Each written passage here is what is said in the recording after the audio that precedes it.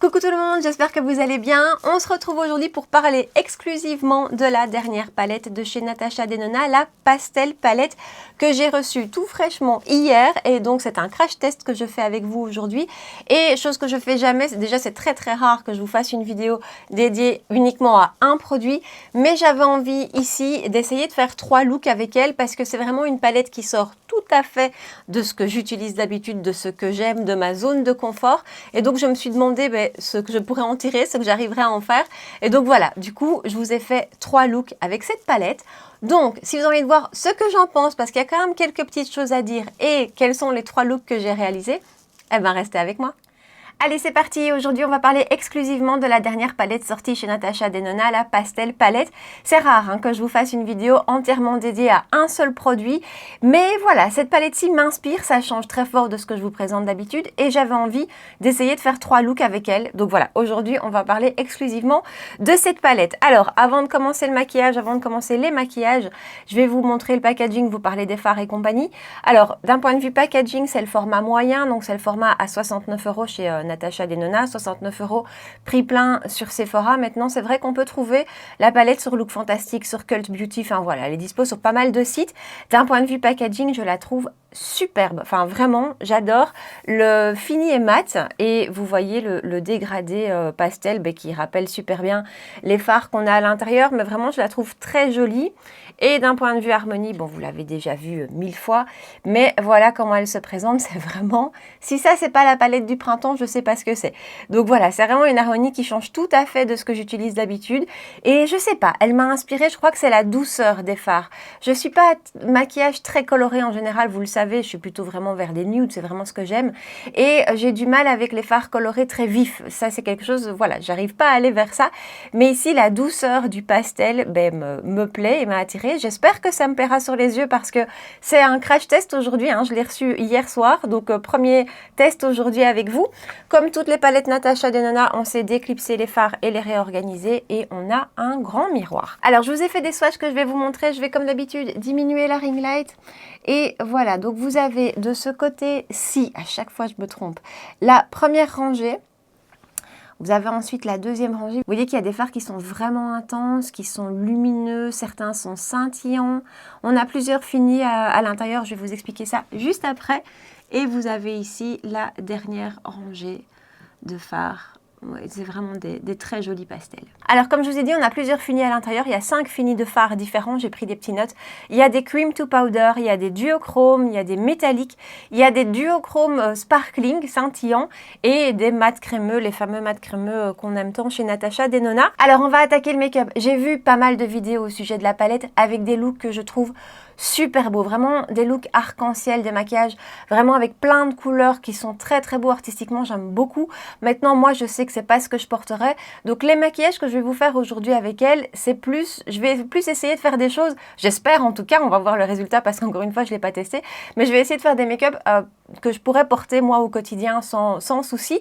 Je vais essayer de vous faire 3 looks, donc pour ne pas me maquiller, démaquiller 3 fois, je vais faire un œil, et puis après je vous ferai un deuxième look avec là les 2 yeux identiques. Donc je vous rapproche et on attaque. Alors on va commencer avec cet œil là, je vais essayer de faire un look dans les verts bleus. J'ai déjà mis ma base à paupières d'ailleurs, c'est la Hourglass que je vais utiliser aujourd'hui. Je prends mon pinceau Wayne Goss numéro 16 qui se présente comme ceci et je vais prendre Brisk qui est juste là. Alors c'est assez poudreux quand même dans la palette ce fard-ci, par contre c'est bien pigmenté. Après ça va bien se diffuser, on va bien l'estomper. Mais ouais, voilà, ça s'estompe super bien. C'est un très joli, je dirais, vert un peu menthe comme ça. C'est super beau. Ensuite, je vais prendre un pinceau de chez Reefer, le numéro 14. Et je vais prendre Zest. Une voiture passe. Qui est juste là. C'est vraiment une couleur zeste de citron. C'est très poudreux aussi. Et je l'applique dans le creux de paupière. Oh, c'est bien pigmenté aussi. Des pastels comme ça, on a souvent l'impression que ça va pas être assez pigmenté. Enfin moi en tout cas, j'ai cette impression-là. Mais ici,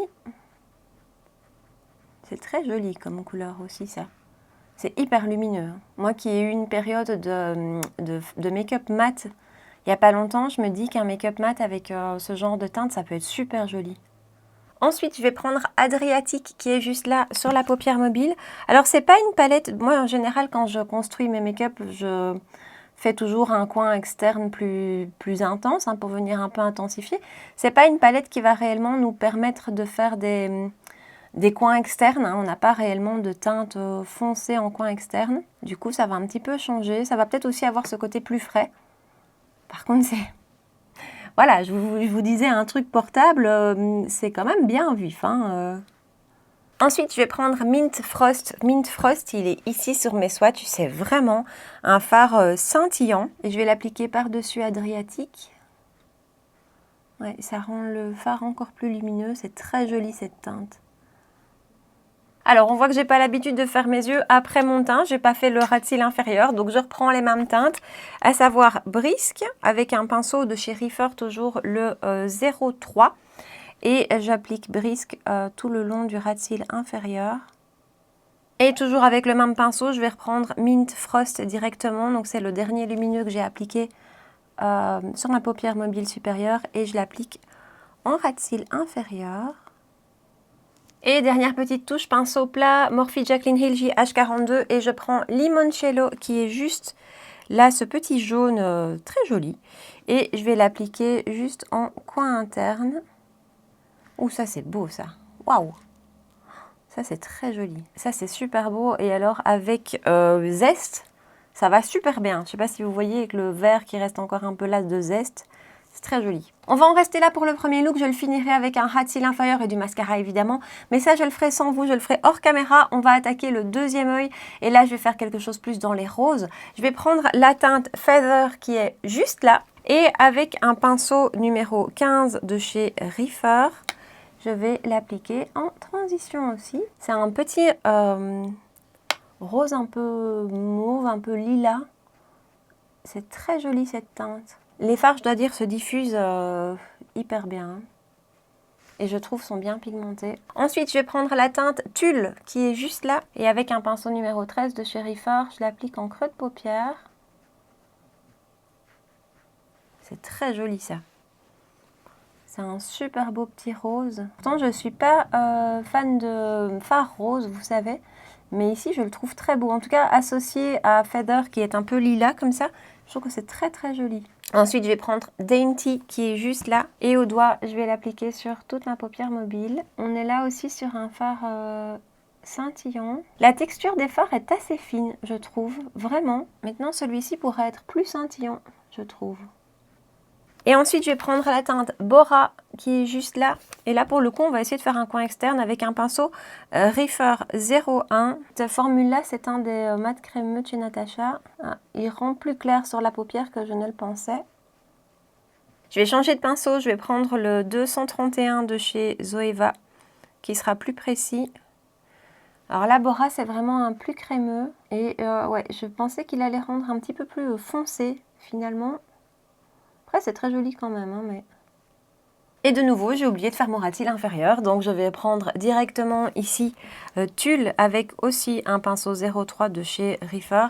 C'est vraiment des pinceaux que j'adore pour faire le ras de cils inférieur. Je vais l'appliquer tout le long. Ensuite, je prends Bora que je rajoute plus sur le coin externe. Et ensuite, toujours avec le même pinceau, je prends Dainty, donc le lumineux, que j'applique sur le reste du ras de cils. Je dois dire que j'ai pas de chute, hein, au cas où vous faites votre teint avant, il y a très très peu, voire pas du tout de chute. Et voilà pour les deux premiers make-up, j'ai l'impression d'être le Joker. Hein, Et comme ça, je sais pas vraiment ce que j'en pense. Donc je termine avec un ras de cils, avec du mascara, et puis on fait le point sur ces deux premiers looks. Et voilà pour les deux premiers looks, c'est très original comme rendu, hein, mais donc voilà ce que donne le look plutôt vert-bleu. Et le make-up rose qui est nettement plus portable. Mais cela dit, je trouve que le vert, voilà, s'il fait vraiment beau, si c'est une belle journée de printemps, ça peut être franchement portable. Je ne dis pas qu'on va mettre ça tous les jours, mais ça va, ça passe. Je trouve que les crayons et le mascara forcément ont vraiment fini le look. Les crayons, vraiment, ça a rajouté de la définition. Alors, juste pour vous dire ce que j'ai utilisé du côté vert. J'ai vraiment du mal. Du côté vert, j'ai utilisé le 24/7 de chez Urban Decay en teinte Junkie. En ras de cils supérieur, j'ai fait aussi légèrement le ras de cils inférieur et la muqueuse supérieure. J'ai rajouté en muqueuse inférieure le crayon de chez Charlotte Tilbury, le Rock and Call en teinte Attendez, je vais vous dire ça tout de suite. Ben, je ne trouve pas le nom de la teinte. En tout cas, c'est la teinte beige, voilà, que j'ai mise en muqueuse inférieure. Et de l'autre côté, même chose, Charlotte Tilbury en muqueuse et le 24/7 de chez toujours Urban Decay en teinte alcaline en ras de cils. Sur les lèvres, j'ai utilisé un cream de chez Fenty, la teinte Cupcaking. Celle-ci, elle venait dans un kit avec deux produits. Et voilà, pour le reste des produits pour le teint que j'ai utilisé, tout sera mis dans la barre d'infos comme d'habitude. Et donc, voilà pour les deux... Attendez, je recache. Pour les deux premiers looks, ce que ça donne.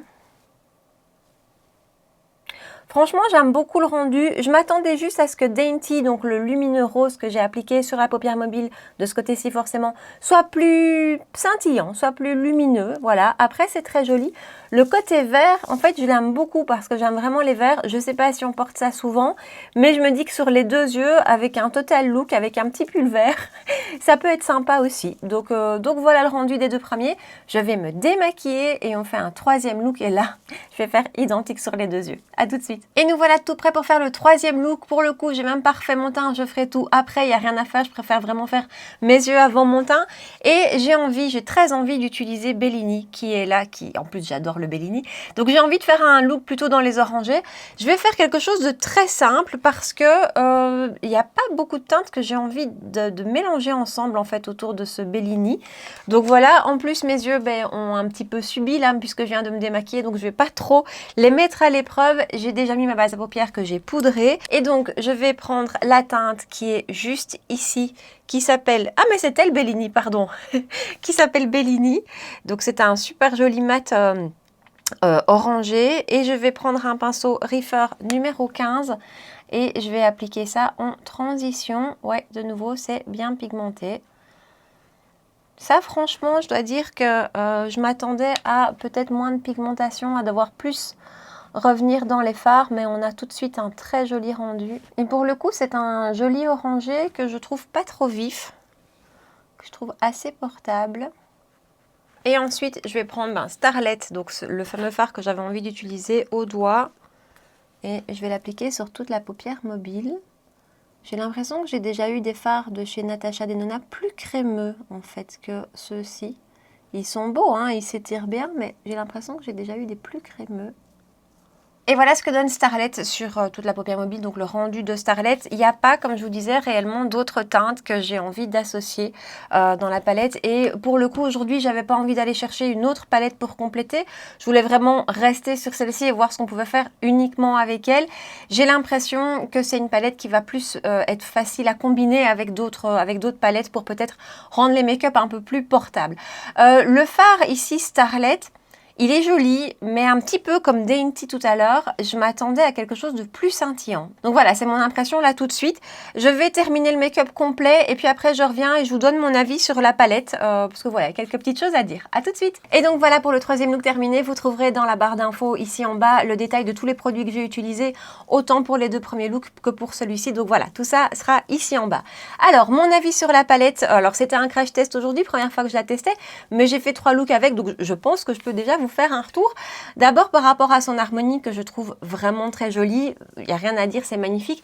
Maintenant, toute seule, je trouve qu'elle est assez difficile à utiliser pour des looks de tous les jours. Moi, c'est vraiment toujours ce que je recherche parce qu'encore une fois, attention, tous les beaux looks qu'on a vus, les looks arc-en-ciel comme ça, je trouve ça magnifique. Mais moi, ce que je recherche, c'est vraiment des choses que je vais faire tous les jours, soit pour aller bosser, soit pour aller acheter mon pain. Mais donc voilà, et ça, je trouve que toute seule, c'est un peu difficile. Par contre, je l'imagine assez bien et je vais la tester dans les prochaines semaines comme ça, combinée avec, par exemple, attendez, je vous la montre dans chacune de mes vidéos, hein, mais la palette de mat de chez By Mario où là on n'a que des neutres, des vrais neutres, mais je pense que des neutres comme ça associés à un pop de couleur, ça peut être très joli. Donc voilà, par contre toute seule, je trouve que c'est plus difficile. Au niveau de la qualité des fards, les mats sont très beaux, sont poudreux, même certains sont très poudreux. Pour moi, c'est pas du tout un gage de mauvaise qualité, c'est pas du tout un signe de mauvaise qualité, mais je sais que ça plaît pas à tout le monde. Par contre, une fois que vous avez bien tapoté votre pinceau, quand on l'applique sur la paupière, il n'y a plus de chute. Et là, pour le coup, vraiment, je trouve qu'il y a très peu de chute avec ces fards. Les autres fards, les lumineux, Je sais pas, j'ai l'impression qu'il manque un petit peu de crémeux. Ils sont pas secs, c'est vraiment pas ça, mais je trouve qu'il manque un petit peu de crémeux et que certains pourraient être plus scintillants, je sais pas. Alors, je me suis habituée ces derniers jours, et vous le verrez dans ma prochaine vidéo de mercredi, à des fards très scintillants. Alors, est-ce que c'est ça qui fait que revenir à des fards plus classique, je trouve que ça manque un petit peu de lumière, donc voilà. À côté de ça, il se travaille super bien, il s'estompe super bien, et je trouve que les harmonies ensemble, franchement, on voit ce qu'on va faire. Ça saute assez facilement aux yeux. Je me suis pas posé 10 000 questions sur qu'est-ce que je vais faire. Donc ça, je trouve ça assez sympa aussi. Et donc en résumé, je ne regrette pas de l'avoir acheté parce que j'en ai pas beaucoup hein, des fards de ce type-là dans ma collection. J'ai une palette de pastel de chez Milani. Donc voilà, je sais que quand j'en aurai envie, quand j'aurai vraiment envie de ce pop de couleur, de cette touche hyper ensoleillée, ben je l'aurai. Maintenant, je sais que c'est pas une palette que je vais aller chercher souvent, que je vais utiliser souvent. Partagez-moi ici en bas dans les commentaires si vous l'avez, cette palette, si vous l'avez testée. Dites-moi ce que vous pensez des lumineux. Est-ce que pour vous aussi, une fois appliqué sur la paupière, parce que attention qu'au swatch, j'avais pas cette impression-là, est-ce qu'une fois appliqué, vous trouvez aussi que ça manque un petit peu de lumière et un petit peu de crémeux? Voilà, partagez-moi tout ça ici en bas. Dites-moi aussi, si vous ne l'avez pas testé, ben, est-ce qu'elle vous tente? Est-ce qu'elle vous fait de l'œil ou pas du tout? Ça change de ce qu'on voit d'habitude, hein. En tout cas, ça c'est clair. Donc voilà, partagez-moi tout ça ici en bas. Si vous avez aimé la vidéo et si vous avez passé un bon moment avec moi, vous pouvez bien sûr la liker, me rejoindre sur Instagram et vous abonner à ma chaîne si ce n'est pas encore fait. On se retrouve 2 fois par semaine pour des vidéos make-up, les mercredis 19 h et les dimanches matin 9 h. Voilà. En attendant, prenez bien soin de vous et je vous dis à très bientôt. Ciao!